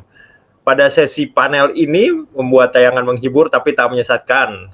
Nah, pertama-tama aku pengen mengenalkan dulu ada Dr. Gi Widiawati atau yang biasa aku sapa dengan nama Bu Wiwit. Ini adalah Kepala Biro Komunikasi Kemenkes Republik Indonesia. Halo Bu Wiwit, apa kabar? Sehat-sehat Bu? Alhamdulillah, apa kabar Mas Gerald? Sehat semua ya? Sehat. Jangan lupa ya Bu, pakai masker, selalu kan 3M ya, pakai masker, jaga jarak kalau harus keluar, dan juga vaksin yang belum vaksin, ayo. Ya, sehat-sehat semuanya ya. Aku mau kenalin ada Mas David Irianto. Ini juga dia adalah salah satu co-founder yang bikin konten keren banget, yaitu dia bikin The Great Mind. Namanya udah Great Mind nih, berarti pikiran-pikiran hebat. Adalah media yang berisi ide-ide dari para tokoh-tokoh terkenal di Indonesia. Jadi, tanpa berlama-lama lagi ya, Mas David, halo, apa kabar? Sehat, Mas? Sehat-sehat, apa kabar Gerald? Sehat ya. Halo Bu Wiwit. Halo juga Mas David. Sehat. Mungkin nanti ganti-gantian aja. Mungkin aku akan mulai dari Bu Wiwit dulu. Mungkin pertanyaannya ya. Mungkin pertanyaan pertama nih, Bu Wiwit. Jadi kalau ngomongin tentang COVID-19, jelas banget kan Kemenkes itu pokoknya garda depan nih, nomor 1. Selalu yang paling luar biasa menghadapi tentang COVID nih. Nah, cuma aku pengen tahu di sini Bu, ini pengen dengar langsung nih dari Bu Wiwit sebenarnya. Gimana sih gambaran kegiatan sehari-hari Ibu dan tim dalam mengkampanyekan pesan-pesan kesehatan di situasi yang dinamis seperti ini nih? Jadi pesan-pesannya gimana dan cara komunikasinya gimana? Iya, terima kasih Mas Gerald. Aduh, pertanyaannya kalau suruh ceritain gambaran sehari-hari panjang banget sih sebenarnya. Seneng banget ceritanya tentang apa yang dilakukan oleh Biro Komunikasi. Cuman saya ambil intinya aja bahwa pada dasarnya memang Biro Komunikasi dan Pelayanan Masyarakat, kita biasa panggilnya Rokom ya, itu merupakan kanal atau saluran resmi dari Kementerian Kesehatan. Jadi setiap informasi yang kami keluarkan itu memang merupakan informasi official Kementerian Kesehatan, yang tentunya informasi itu nggak bisa keluar gitu aja, tetapi dia udah melewati berbagai tahapan tertentu, sehingga informasi yang kita keluarkan itu adalah merupakan representasi Kementerian Kesehatan yang dapat dipertanggungjawabkan. Di sisi lain, kami sadar banget bahwa menyampaikan isu kesehatan ke ranah publik itu bukan hal yang mudah. Sama sekali bukan hal yang mudah. Banyak sekali, yang paling mudah saja kita ketahui adalah istilah kesehatan. Itu perlu banget kita sederhanakan atau terjemahkan ke bahasa publik. Supaya apa? Supaya awam atau masyarakat itu tahu intisari dari pesan kesehatan tersebut bisa diterima nggak sama masyarakat. Ngerti nggak bahasanya? Apa sih yang mau kita sampaikan pesannya? Yang tentu juga itu artinya pesan kita bisa tersampaikan dan diterima. Nah, kalau kita cerita tentang gambaran sehari-hari panjang nih. Di Biro Komunikasi sendiri atau di Rokom ada 3 bagian utama. Yang pertama ada bagian yang namanya manajemen isu produksi komunikasi dan peliputan. Kemudian ada bagian yang namanya hubungan media dan lembaga. Ada juga bagian yang terakhir adalah pelayanan masyarakat. Nah, mereka ini punya subbagian yang tentunya memiliki proses bisnis berbeda satu sama lainnya. Contohnya aja deh, di bagian pelayanan masyarakat, kita punya yang namanya call center Kementerian Kesehatan Halo Kemenkes 15567. Mudah-mudahan Mas Gerald sama Mas David udah tahu ya 15567. Ini menjawab semua pertanyaan. Bisa pertanyaan, bisa keluhan, atau juga masukan masyarakat. Supaya informasi yang kita buat itu benar dan tepat untuk diterima masyarakat di berbagai kalangan. Dan itulah dia sesuai dengan fungsi komunikasi yang kita tahu dan kita pelajari. Itu Mas Gerald. Oke. Keren ya singkatannya, Rokom gitu. Rokom, Biro Komunikasi. Yes, Sebetulnya Biro Komunikasi. Gini, Rokom Yanmas, Mas, kan ada Biro Komunikasi dan Pelayanan Masyarakat. Cuman orang biasanya ambil Rokomnya aja, gitu. Oh, tapi justru poin pentingnya itu di pelayanan masyarakatnya itu ya? Iya, Rokom poin Yanmas. pentingnya. Betul, iya.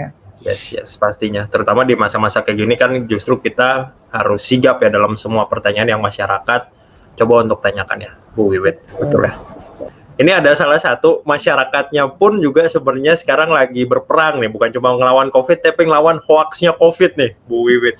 ada nggak sih yang dilakukan oleh teman-teman Kemenkes dan kunci suksesnya untuk melawan COVID itu apa? Apakah emang ada kerjasama juga dengan berbagai instansi yang berhubungan dengan mungkin lawan hoax gitu mungkin ya? Iya, Mas Gerald, hoax ya. Lebih kalau di beberapa pertemuan kalau cerita tentang hoax katanya hoaxnya lebih ganas dari virusnya, gitu kan?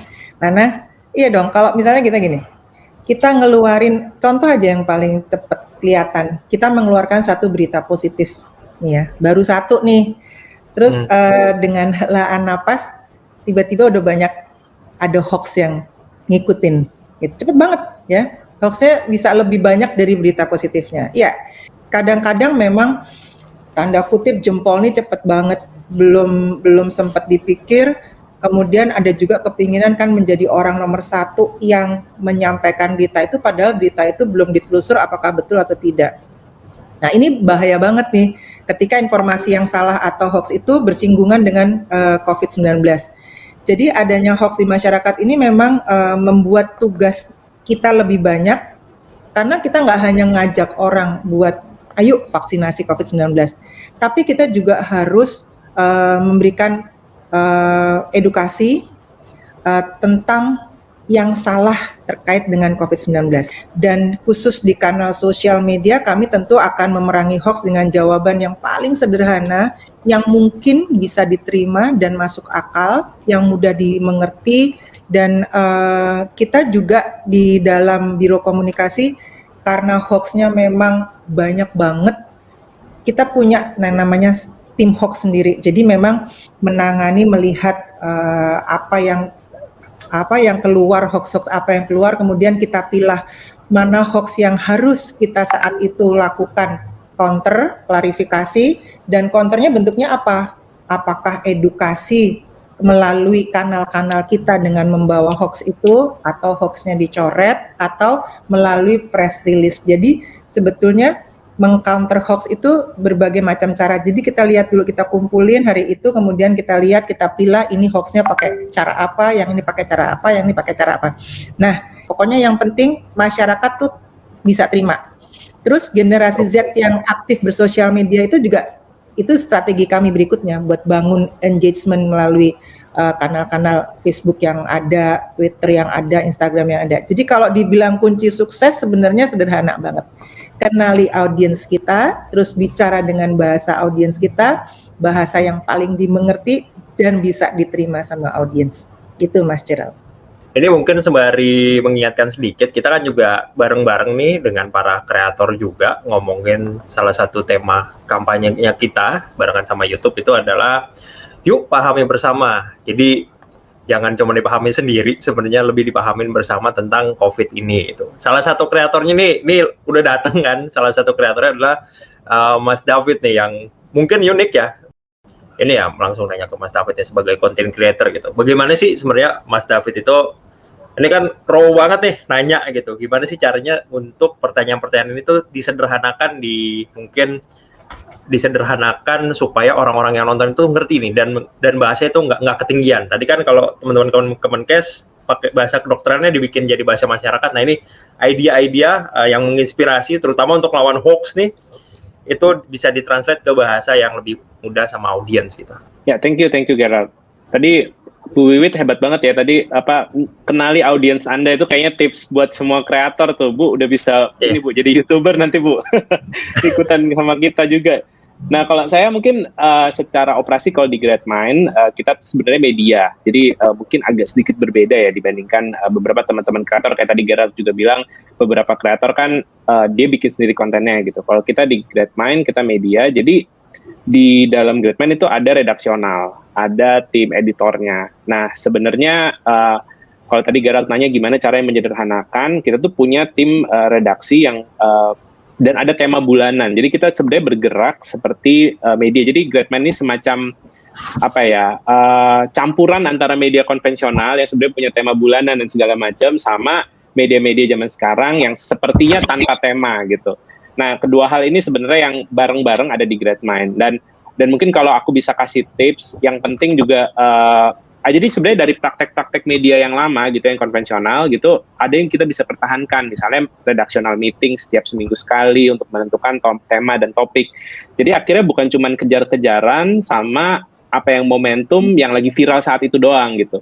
Nah seringkali kalau aku yang lihatnya beberapa memang menjadi viral tuh mungkin salah satu impian ya. Kalau di Gradman kita terus terang mungkin belum ada 1-2 konten yang benar-benar viral banget gitu. Tetapi yang kita mau ini juga sebagai kreator kan pengennya konten kita long lasting ya, bisa dinikmati bukan cuman satu momen aja gitu. Dan ketika kita sebenarnya penyederhanaan bentuknya dari Gradman sendiri, narasumber-narasumber yang kita hubungi gitu ya, atau kontributor-kontributor yang kita hubungi, kita nggak melakukan banyak proses sensor sebenarnya ya, tapi kita melakukan proses editing. Tetapi kita membantu mereka menstruktur hal yang sulit tadi menjadi hal yang mudah untuk dipahami oleh masyarakat. Salah satu kelebihannya kreator adalah satu sebenarnya, kita tuh jago storytelling. Nah, pemahaman akan struktur story itu akan sangat membantu sebenarnya untuk bahkan untuk topik-topik yang bahkan sulit sekalipun. Nah, kalau Mas David sendiri tuh ngomongin soal credibility, gimana caranya untuk mempertahankan sebenarnya kredibilitas dari mungkin para pembicaranya, atau mungkin ya bisa dibilang membangun kredibilitas supaya ini info yang diberikan bisa dikasih ke masyarakat dengan bisa dipertanggungjawabkan sama kayak yang tadi Bu Wiwit bilang gitu.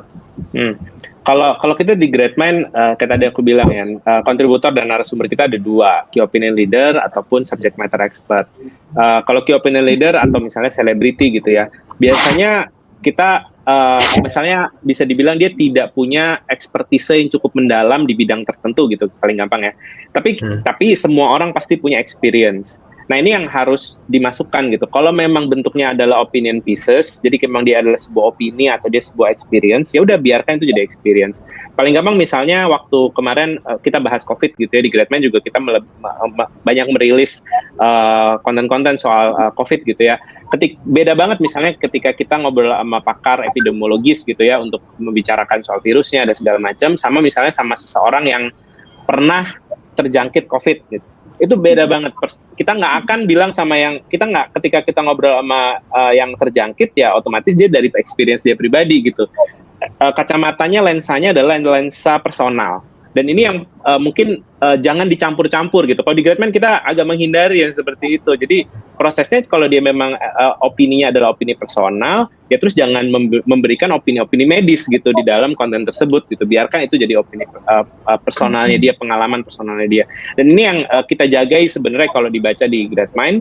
Biasanya bahkan kayak ada beberapa misalnya kalau konten-konten yang cukup teknis gitu ya, ada ini kita bahkan minta juga sama kontributornya untuk kalau ada bahan jurnalnya boleh dicantumkan loh citationnya bahkan di Gradman, walaupun terdengar seperti teknis tapi itu membantu juga accountability dari konten yang akhirnya kita rilis gitu.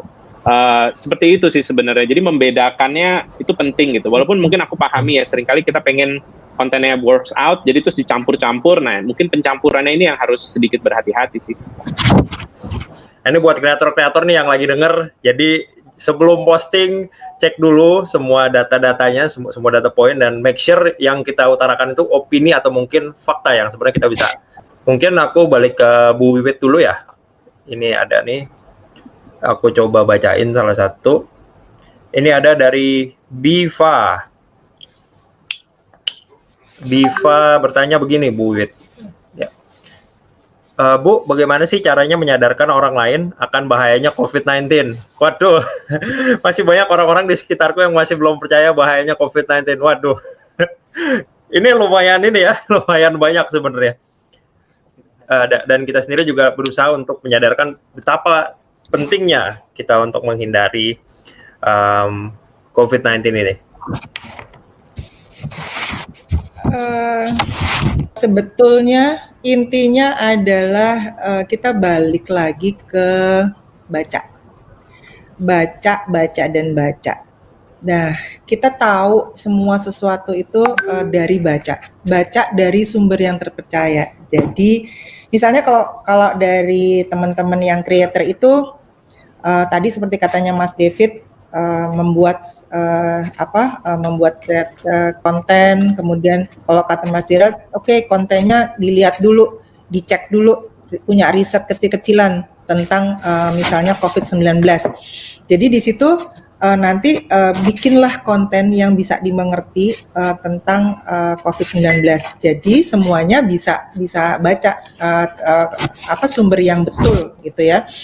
Juga kita berusaha untuk memberikan beredukasi tentang COVID-19. Jadi kalau yang pertama dulu kita cerita dulu corona masih.